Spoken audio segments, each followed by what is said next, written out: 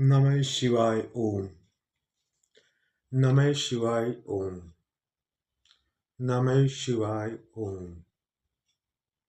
दोस्तों, आपने आजकल कुंडलिनी शक्ति के बारे में जहाँ देखो वहीं लोग पोस्ट करते रहते हैं, वीडियो डालते रहते हैं।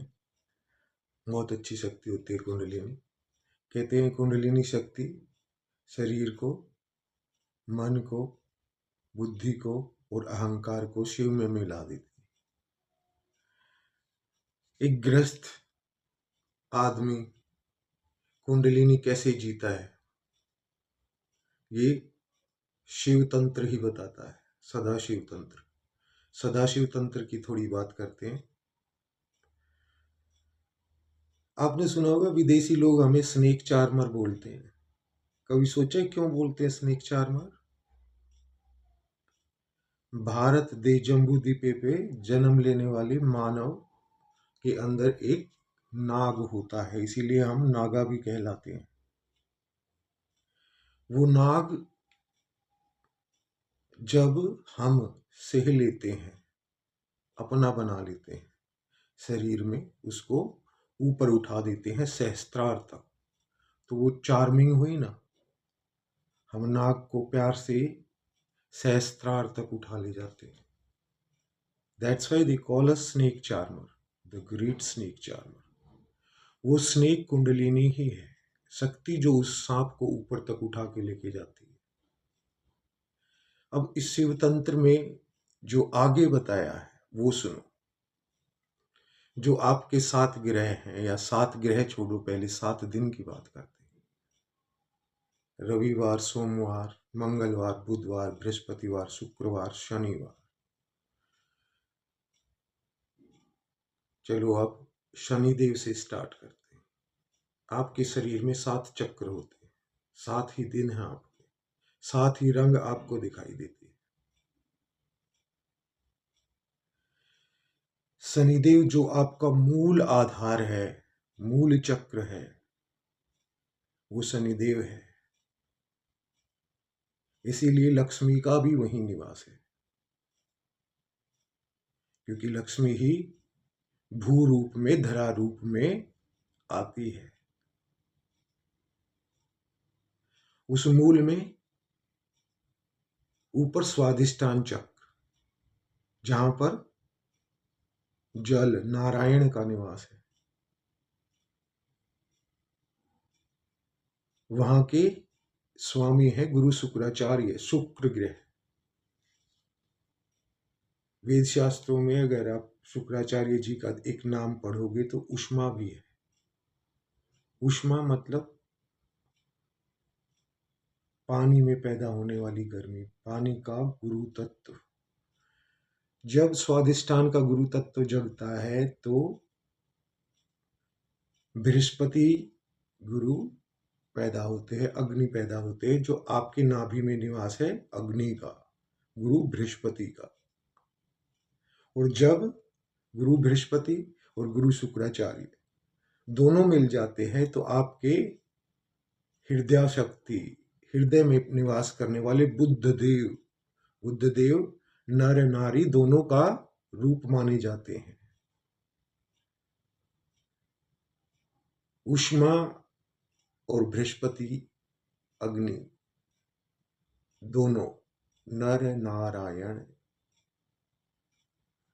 नर नारी हृदय में एक हो जाते हैं, बुद्ध देव। ये इसीलिए भोलेनाथ को पारदेश्वर शिव भी बोला जाता है। अब आपकी कुंडलिनी बुद्ध देव में निवास कर रही है जब हृदय में, और जब ये कंठ में मंगल मंगल मंगल, यानी जब जीव को ये एहसास हो जाता है नर नारी एक ही शक्ति का रूप है, तो कंठ में पहुंच जाता है। कंठ में पहुंची हुई कुंडलिनी मंगल कहलाती है।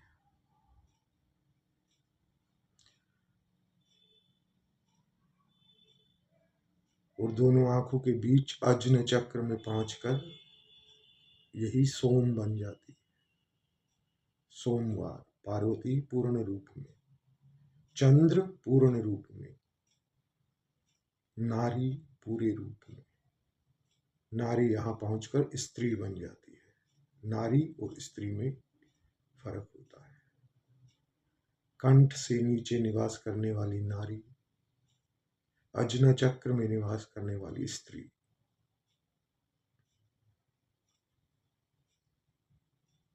अजनम चक्र में निवास कर रही कुंडलिनी जब सहस्त्रार में एक होती है तो रविवार सूर्य देव में पहुंच जाती है। बड़ी मैजिकल चीज होती है। शनिवार की रात और रविवार के सूर्य उदय के बीच, यानी आप सबसे नीचे वाले चक्र से सीधे सहस्त्रार चक्र में, जिस रास्ते को पार करने में आपको 7 दिन लगते हैं, वो शनिवार की रात्रि और रविवार की सुबह में इतने छोटे समय में पूर्ण हो जाता है। इसे कहते हैं टाइम डायलेशन।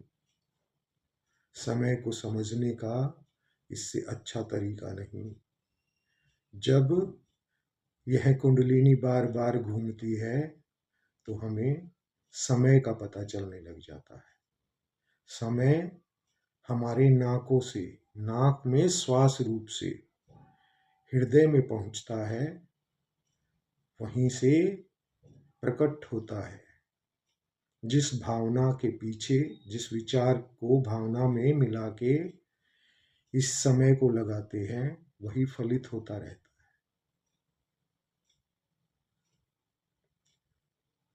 ये कुंडलिनी जगती है तो शरीर में अलग अलग जगह निवास कर रहे समय का एहसास दिलाती है।